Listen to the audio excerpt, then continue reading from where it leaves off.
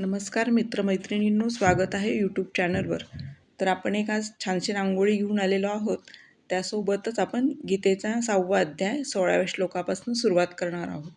चला आपण रांगोळी पण बघूयात.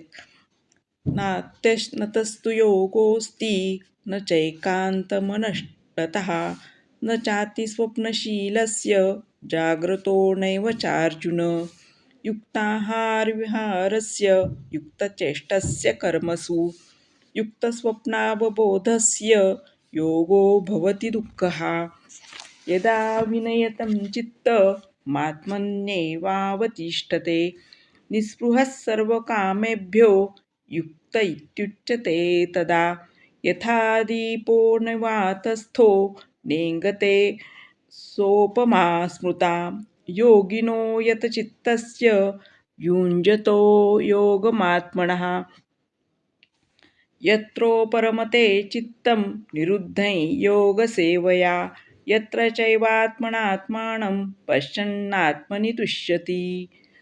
धन्यवाद.